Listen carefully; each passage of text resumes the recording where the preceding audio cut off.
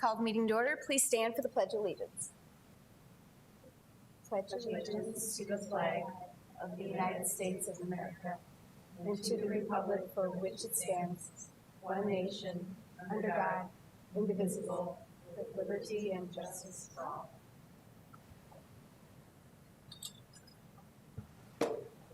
Good afternoon.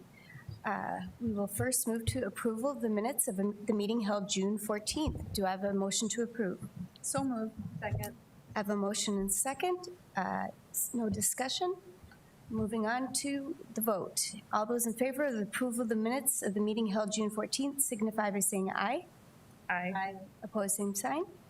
That is approved. No one signed up to address the board on non-agenda or agenda items. We'll move on to approval of the agenda. Do I have a motion to approve? So moved. Second. I have a motion and second.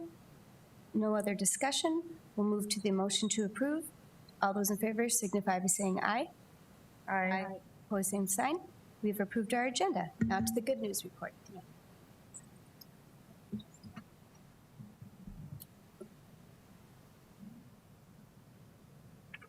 Here we go. Good evening. Now that summer is in full swing, there are many parents and guardians out there who are starting to think ahead to next school year already, right? I've heard several people say July 4th around the corner, it means summer's almost over. And that panics me a bit, but I think there's still some time left.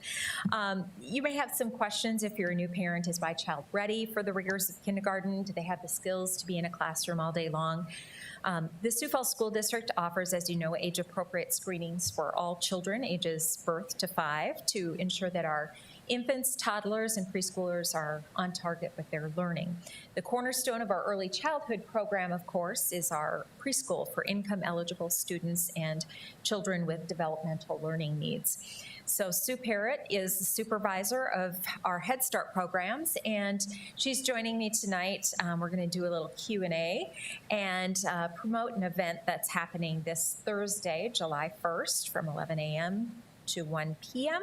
at 1101 Northwestern Avenue. The information is on your screen for reference as well. And that's just across the street from the Denny Sanford Premier Center and Canaries Baseball Stadium, where the district has our central services office. So Sue, we'll talk a little bit about the event in just a few minutes, but we often hear of early childhood and Head Start. What do parents and the community need to know about this program?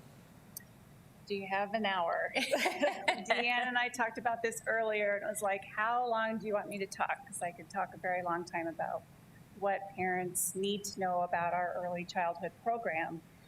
First of all, since we're funded with federal money, there's a lot of rules and regulations that come with that, and I could have brought my Head Start Bible with me, the Head Start Performance Standards, but I chose not to.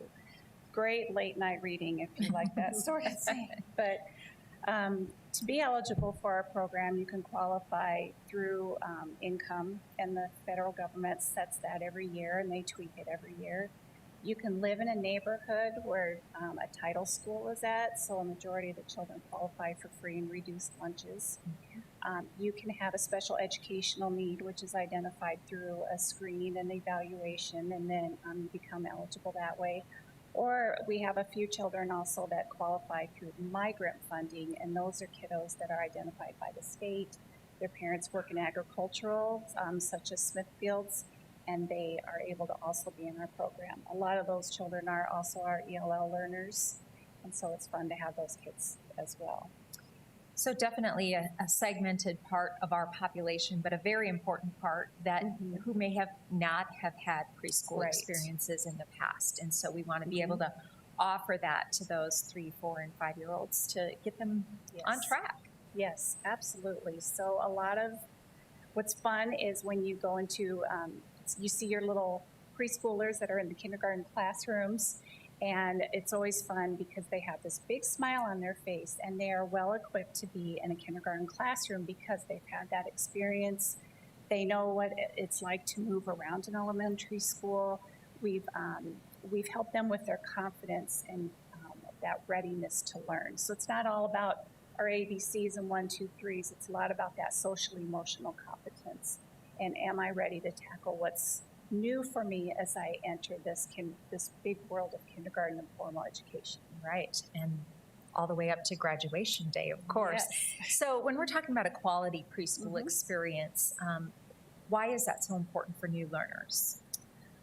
Well, you can hang a shingle on any house or any little place of business that says you're a preschool program. But what makes our program different is that all of our teachers are certified, and many of our teachers even have advanced degrees, which is really exciting for our program. And the regional office reviews all sorts of data on us, things like how many of your teachers are certified, well, all of ours are, and how many have advanced degrees.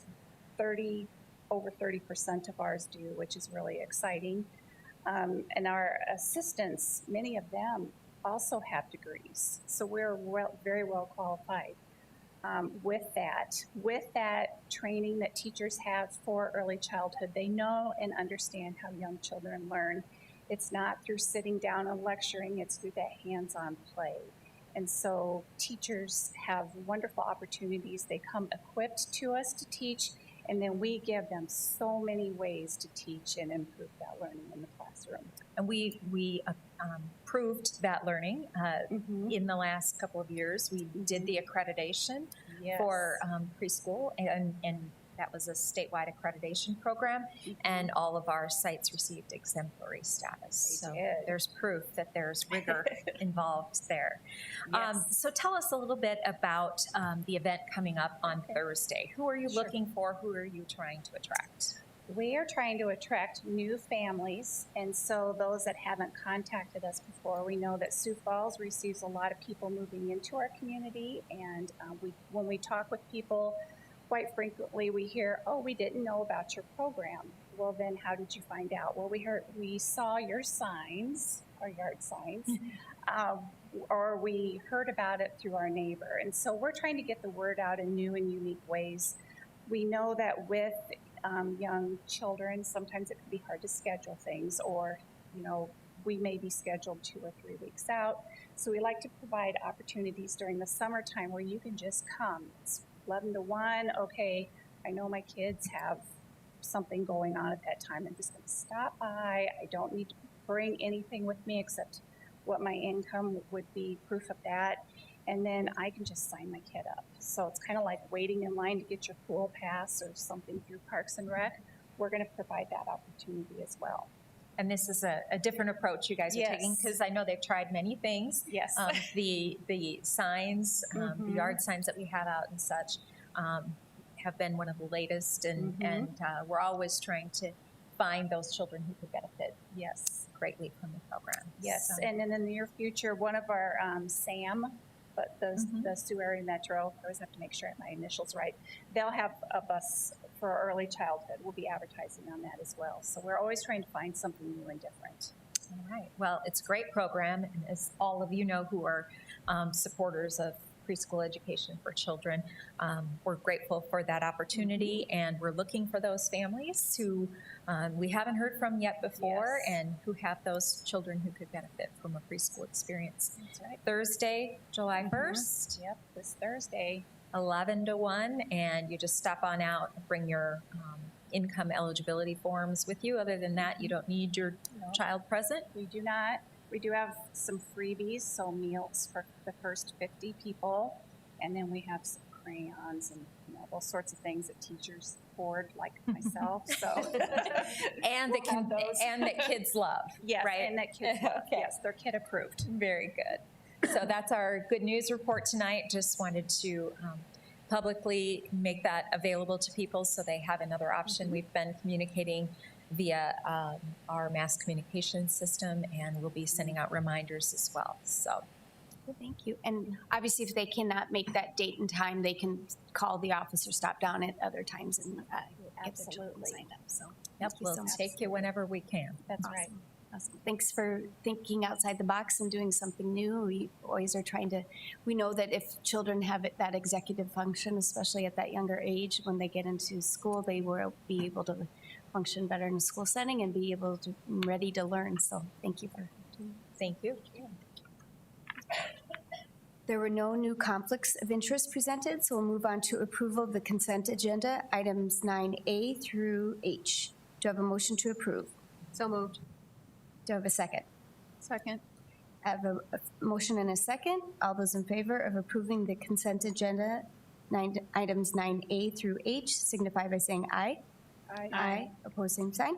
That is approved. Now to the supplemental consent agenda. Item 10A, to claims to Sanford Health. Do I have a motion to approve? So moved. Second. I have a motion and a second. All those in favor signify by saying aye. Aye. Opposed, same sign. That is approved with one abstention from Board Member Ryder. On to 10B, claims to Avera Healthcare. Do I have a motion to approve? So moved. Second. I have a motion and a second. All those in favor signify by saying aye. Aye. Opposed, same sign. That is approved with one abstention from Board Member Parker. On to 11A, and Deb, this is your last report as an employee of the Sioux Falls School District. I want to stand up and thank you for all your service to us, and you've just done an amazing job.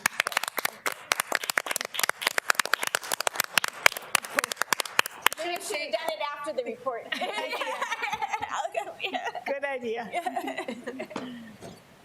Well, I feel like Deanne just did the good news.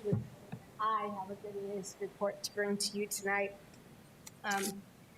And that report is to share with you our elementary Tier 2 programming that we have at 7 of our elementary schools, and some research that we did with the help of Mr. Morrison and his department to really look at where things are. So historically, in the district, we have you as a school board authorized, we started a pilot in August of 2014. We started that at Annie Sullivan and Terry Redland Elementary.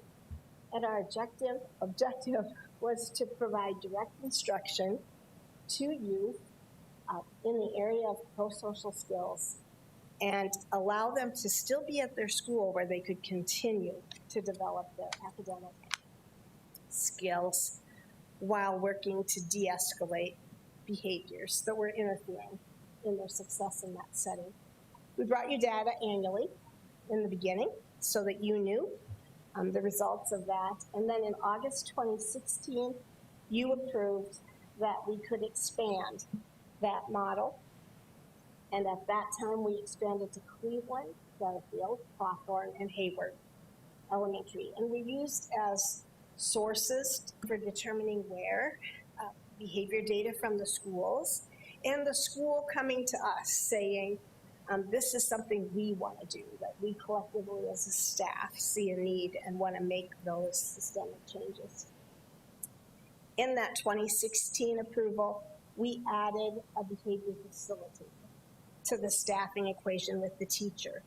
What we had learned in those first 2 years is that the direct instruction provided by a teacher was important, but that we needed a support system for helping children learn to generalize those skills across the school. And if the Tier 2 teacher was racing around the school working on that, she wasn't providing direct instruction, and we weren't willing to give on that. So you approved that. In August of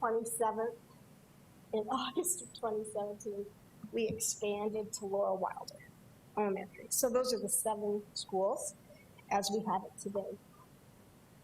And I will tell you, those 7 staffs have rolled up their sleeves and invested in how they can improve these skills for these youth and have done a great job. So at that time, the program design followed a tiered system, which it still does today. So I've included a diagram of that, and I've referenced some of the research that's provided nationally on the importance of tiered approaches to utilizing and meeting the whole spectrum of needs at an elementary school. So in that process, there have been many program components added to meet each of the levels of those tiers. And they really have to be embedded across the school. It's not like there's a tier 2 room and that's the solution. It's about a whole staff collectively coming together and braiding a whole series of learning and processes together to support those students. And these 7 schools have worked hard at that. One of those is staff training.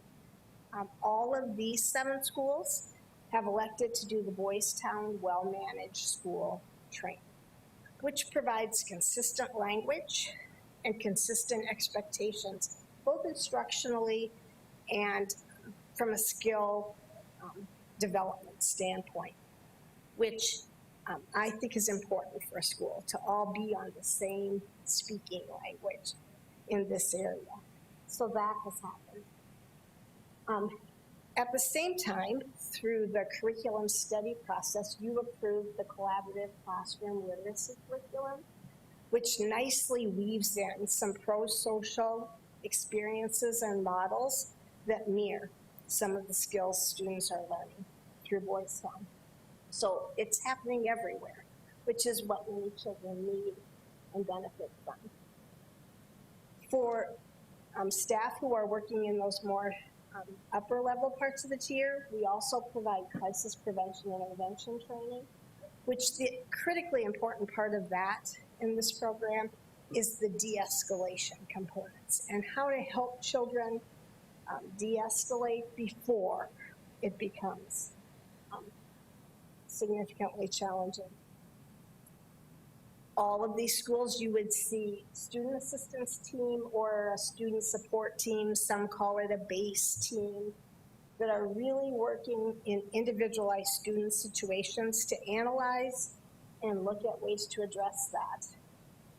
And they're very skilled at accessing community-based supports in the second of the tiers, where they're looking at counseling, they're looking at other supports in our community if it will help with family and one of these students who may be struggling.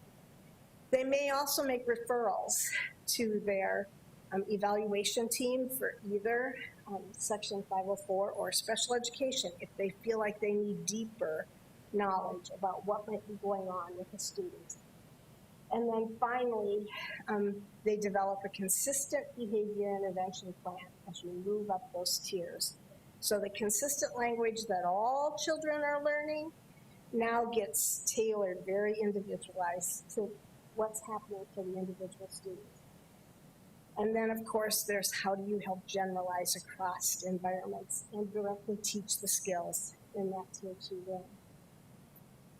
We've also layered in a data tracking and communication tool that's online for these 7 programs so that the tier 2 teacher doesn't have to run to the 5th grade wing just to let them know what skills they're working on or what went on a day and vice versa.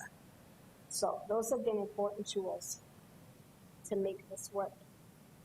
So then we get to the information gathering part of this report. So when you look at behavior data, there's a lot of different ways that can be interpreted and also collected.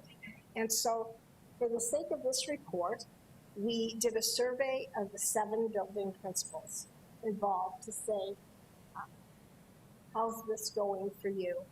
And it was refreshing to hear their results, because I think back to when we started these dialogues in 2014 and 2016 and what people wanted, and yet now for them to see the value of what they're doing might not necessarily be in a number, but in the culture and climate it's creating in their school and for students at their school. So I reported to you some of the repeatedly heard comments from those principals and the results and important pieces they see. For them, it's a part of their school culture, and for many of them, it's a critical part of their culture, and they've seen the results of students' progress. We did review data. We looked at 18-19 data and 21-22 For obvious reasons, we did not compare 1920 with the quarter of school closure. We felt like it would distort what we were bringing to you. But consistently, you see positive trends in that data across levels of behavior and intensity of behavior, where they're gradually reducing those numbers. It's not a fast overnight fix, but you can see the fruit of the labors of staff and students in that improvement. So I would summarize that as a district, we've always prided ourselves on continually evaluating and looking for ways to improve our systems on behalf of children. One of those ways is to clearly have a defined and coordinated system within that elementary school to meet the diverse social and emotional needs of the whole child. For us, the Tier 2 program has delivered that defined and coordinated system. Principals see their progress of that system for their schools, and the data shows positive trend lines toward that. The journey to change behavior requires consistent and systematic practice, and it is a journey. It doesn't happen overnight. So I would ask you to acknowledge the review of the Tier 2 program at these 7 schools, and I would stand by for any questions. Thank you. Any questions for Deb? I'm just thinking, so for 7 years, we've been working on this. And so obviously, depending on the age of some of those students at the beginning of that, many of them could have moved from elementary all the way through middle school and are currently high school students. And so could you maybe talk a little bit about how the supports follow those students so that it's not just an elementary program and then they kind of have to figure stuff out when they get to that next level? Great question, Board Member Ryder. So all of our middle schools and high schools have a Tier 2 program. That program is modeled somewhat like this, but it's probably more skill and course delivered than you would see in our elementary. So there may be a course at middle school on social problem solving or conflict management, where you're actually delivering the course for those students. In some cases, these students may go to middle school and they have a check and connect with the Tier 2 teachers. In others, they may be enrolled in a course in middle school, and that's all looked at individually. And the same then happens in the transition to high school. So that continuum exists for students looking at their individual needs and where they started and where they've come to. Which I mean, I think that makes sense because the goal is that they would hopefully need less and less of that direct intervention as they got older and as they were a part of the program for longer and were able to kind of internalize and really utilize the skills that were being taught. So thank you. Exactly. With 2017 being the last year we added an elementary, what data have we looked at to see if maybe other elementaries need to add since that time frame and so forth? Yep. In the last 2 years, one school has wanted to learn more about Tier 2, and that school's first step was to say, we should first all do the Boys Town training and see how that implementation of a consistent language and a framework for really looking at that exists. And so they did that a year ago. And I would guess after they've now go into their second year doing that, you may at some point hear from them as having an interest in that, or maybe they'll feel like that met their need for the time being. Because you do sometimes see a significant shift just implementing a consistent language within a school, an elementary school. That probably would not make a huge change in a middle or high school, but in an elementary school. And the neat thing, for people who don't know, we also, the Boys Town method is also used at Bridges Horace Mann as well. It so is. for that consistency there. It is. So the well-managed classroom is what we implement at the Tier 2 sites. At Bridges Horace Mann, they implement what's called the Boys Town specialized training, which is more intense, prescriptive, but it surely speaks the same language. So a child who has ongoing struggles in that area doesn't have to relearn a consistent language, because that isn't how we want to use children's time. This all blends in with what you've seen as part of our district priorities for next year with that multi-tiered system of supports, which these schools are really kind of a leg up on that because that's the work that they've been doing for a number of years. So it helps us guide that work now to even take it further across our district. So these two things fit together. Very nicely. What seems entirely appropriate is we've had kids in the classroom and we continue to keep them in the classroom and keep looking and improving on these social emotional development pieces. We're really lucky. And that Boys Town, to the extent that they also can lean on that national research that is being done to help inform the decisions that we make here locally. So, great. Any other questions?